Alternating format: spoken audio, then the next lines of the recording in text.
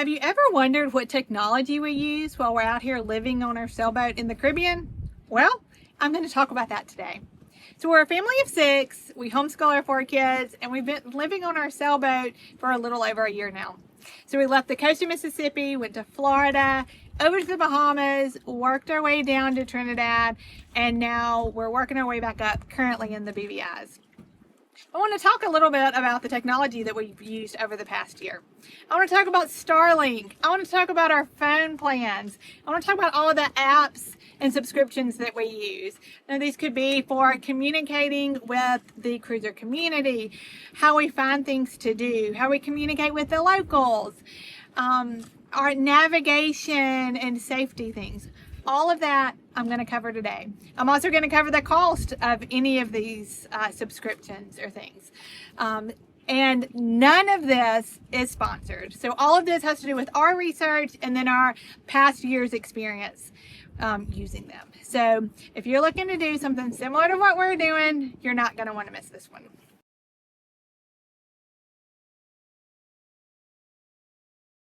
First, we have to talk about Starlink.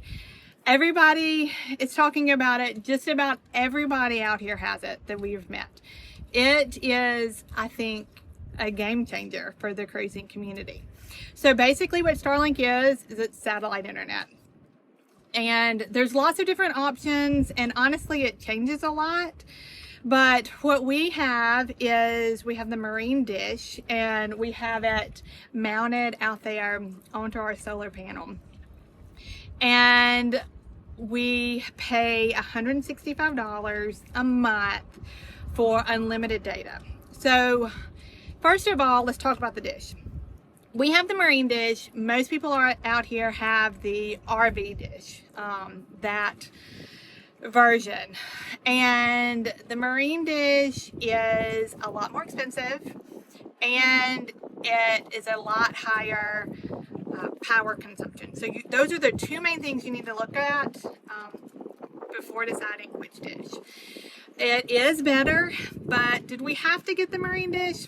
Probably not. The RV dish would have been just fine for what we were doing. Our plan is the unlimited roam plan, and it's $165 a month. Now, when we are near land, we can use however much we want to, and it's not a big deal. It's not going to change. But when we are between islands, if we are 10 miles offshore, we have to toggle on mobile priority. What does that mean? It means we get charged for every gig we do. It's $2 a gig. So pretty much if we are doing a passage where we're going to go 10 miles offshore, we turn Wi-Fi off of everything unless we need it. So if it's for our navigation, safety, our apps that we're using for navigation, those type things, it stays on for that. Everything else, Wi-Fi goes off. So we download our books, our audio books, anything like that before we leave so that we're not using that while on passage. And the big thing to remember is you need to toggle it on before you get to that 10 miles offshore, because it'll drop you, and if you don't have phone service, you won't be able to turn it on. So that's the big thing with that. Some countries don't allow it. So I've heard recently that Bonaire, it will not work in Bonaire, period.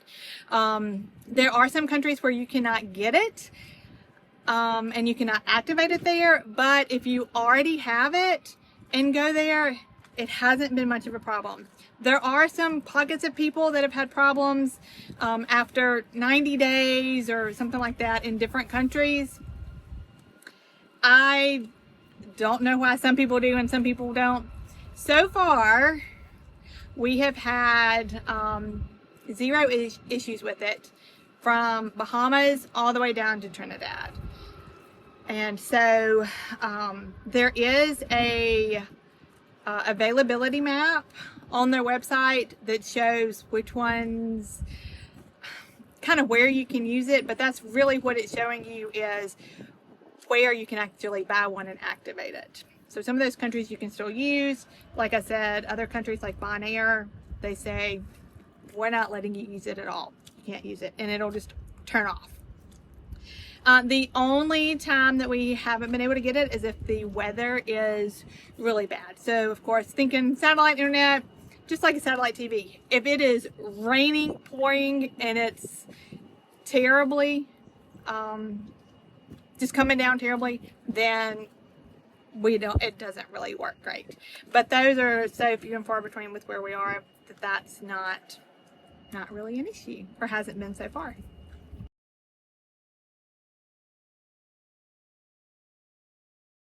Cell phones and phone service plans. What do we do?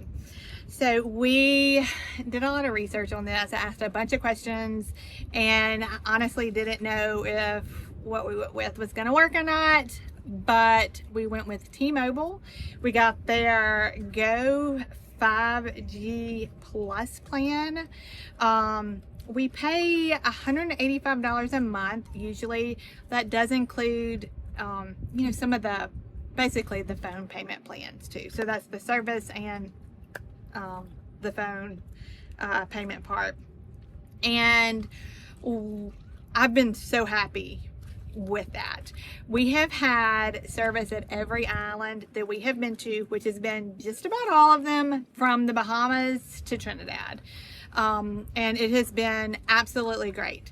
So with our plan, we get unlimited text, we get unlimited data, but we just have 5G of really fast data, and then then it slows down if we use all that. And honestly, as long as we're not posting, like uploading, downloading, FaceTiming, as long as we're not doing that, we usually don't have a problem with that. We get a text each time we ping off of a different country so that we know that it's in that. And as far as I know, the 5G may reset at each country. Not sure about that though. Phone calls though are 25 cents a minute, so we really limit those to if we are actually having to call somebody and can't use WhatsApp, which we'll talk about it later. But if we're calling family back home, we really try to FaceTime because that's all done through internet. So we just do it when we're at a place where we can use Starlink and just go through the internet there. Some people have used Google Fi, but and I think that used to be, several people used to use that, but I think it's after 3 months they want you to go back to your home country. So if you're out here for more than 3 months, they'll just cut you off from this phone service plan. And then other people will go and get local SIM cards. Just get the SIM card and put it in their phones. We haven't done either of those. We've known people that have done it, but we don't have to go anywhere when we get to a country. We just have phone service. Of course, you're only going to have service so far off land because there's not towers in the middle of the ocean. So that's where, once again, going back with Starlink, you got to make sure that make sure that you have at least one, if not both of them, working at a time. So if you're about to lose phone service and you're not sure when you're going to lose Starlink and need to toggle on, go on and turn it on before you lose phone service.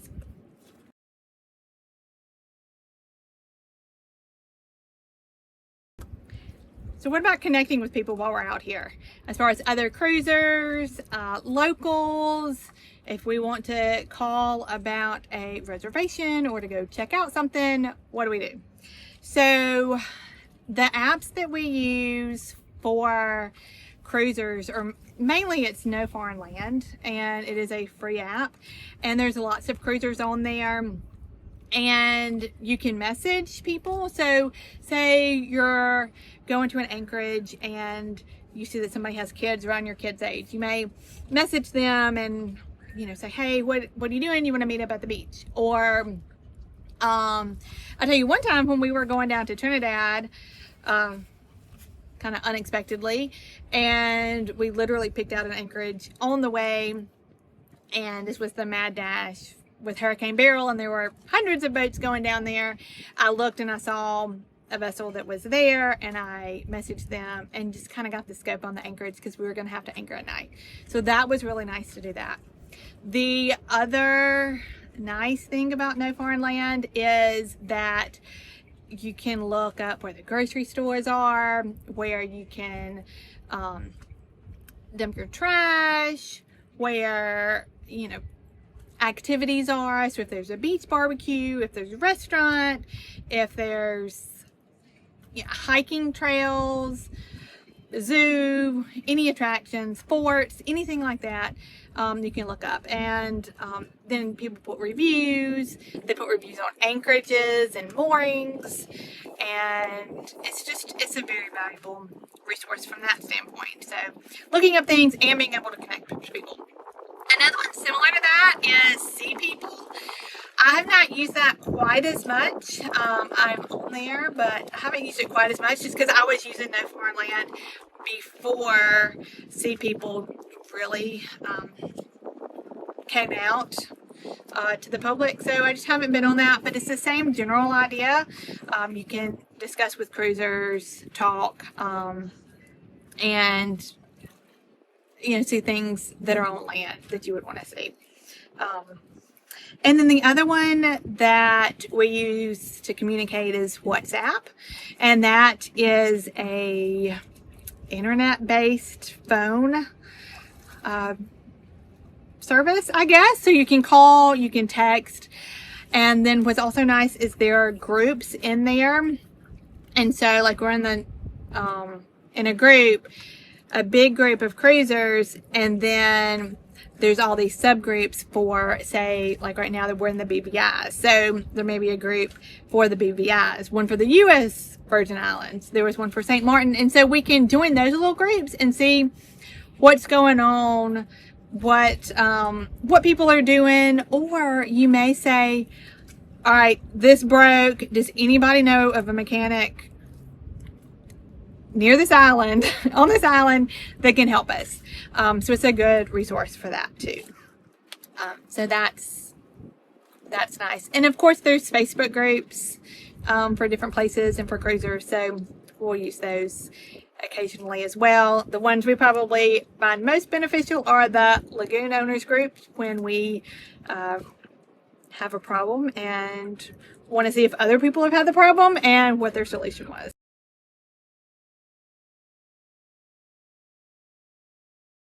All right, I brought in Samuel for the boating apps. What is your favorite app? What do you use like every day? Favorite or just necessity? I mean, they're the top two are Navionics and PredictWind. Okay, so let's talk about Navionics. Navionics is the navigation app. It's how we chart our courses, see where we're going, investigate anchorage spots, look at reviews of anchorage and how the holding is, and then two, just how we plan a passage. Yeah. So you do all the route planning on there. Mm-hmm. This is what it looks like on my phone, and the good news is it also links with both our chart plotters up and below, so we can have the same information on there, especially while you're underway, and especially while you're underway at night. Yeah, so technically he can be down, not up here. He could be down somewhere and look to see if we're on course from his phone. So that's nice. And it's literally like once he does all of the work of actually plotting the route and everything, it's pretty straightforward for everybody else. It's just like a GPS, just stay close to the line. Just stay close to the magenta line, and just adjust as necessary. And that's, you know, nice. It's easy enough for the kids once it's set up. But yeah, those are the main things for Navionics, huh? Yep. Route planning, investigating anchorages, hazards. Yeah, and even it does provide a little list of things close to shore, like restaurants or services, customs and immigration spots. Yeah, and it has the depths all throughout the route, so that's good. It'll we can see if we have even before we get there, we can see if we have a spot we need to really be concerned about. So that's nice. Okay, and then the next one you use. The next one is PredictWind. every day. So Every Predict day. Wind is for... That is our weather prediction software. It is it kind of goes along with our Iridium Go as far as the same company, but it is what we use to look at wind gust, storms, waves, and wave height. And yeah, it's one of those. It's part of my morning routine. I wake up, give me some water, maybe a Coke Zero, and I sit down with my laptop and I pull up Predict Wind and see how the day is going to be in the next couple of days. Yeah. So This is what that looks like. yeah, so it kind of tells you the wind and the waves and the angles and the periods and all of that, which of course we need when you look for a weather window. Yep. So that's usually what he's looking at for a weather window. And for the past several weeks, there's only been one weather window. And we took it to get here. Yeah. So that and that goes along with the Iridium Go. And what's the Iridium Go? So the Iridium Go is our kind of backup safety system. It is also a GPS locator system, but it is also, you can text or make phone calls through it, but it's also waterproof. So if for whatever reason we have to ditch it or Mia, on the to grab list is that. Its battery would last 48 hours, I think. And again, you can text, talk, and, people can use that signal to find us. Yeah. It's not very fast, right? Like it's very slow. It's not like you're going to be texting back and forth to somebody. Yeah, it's no like, iMessaging. It's true SMS type wow. data. Yeah, and it is basically when we would use it, it would be bad if we have to use it. And you would send a text and then you would wait on a response because it's that slow for it to get to them, that person to read it, to be able to get back to you. So, safety and redundancy. Yeah, that's safety. And the Predict Wind, that's what also we have tracking us. So Yeah. like Anybody on can go to our website. You can go where are we, and Predict Wind is what shows you where we are and where we've been. So that's that. And then the last thing is a site called Noon Site. What do you usually use that for? So that it just helps planning when entering and leaving countries. It helps with all the formalities, clearing in with customs, immigration. If you have to go to another website for a particular country, it gives you all that information. It gives you ports of entry, which is where you have to go to check into a country, and just all sorts of helpful data like that. And some safety stuff. Doesn't it have Yeah, safety? yeah. It's got safety profiles of the countries and any recent, reports of anything. So. Yeah, so we use that for that. Yeah, mainly entering and leaving countries. I'll double check that. That's not an everyday use. Yeah, and that usually people have said how much it's cost them to get in and out of the country. So sometimes we have an idea of how much it's going to cost before we go, and kind of what the procedure is, what to expect. So let's see, Navionics, we pay $54 a year for that. And for the Predict Wind Iridium Go, that's $73 a month. Most of that's really for the Iridium Go plan, and that's just our safety thing. And then Noon Sight's about $3 a month that we pay for that. So I think that's all the cost breakdown for those. But yeah, anything else that we missed? No, not that I think of. That's pretty much all we use, and on a daily, weekly, or monthly basis, I don't even think that we've used anything else. But doesn't mean that there's not other things out there, but that's just what we use and has worked well for us. So if you want to know anything else, just drop us a comment and we'll be happy to answer your questions. Or if you have suggestions and for us to try, then we'll see if that's something that we can do. So anyway, hope this was helpful. I feel like when we were starting out, we couldn't find all this information in one place, so we thought we would put it out there for anybody else looking to do the same thing we are, and so that you know kind of what we're doing and what works for us. See y'all later. Bye.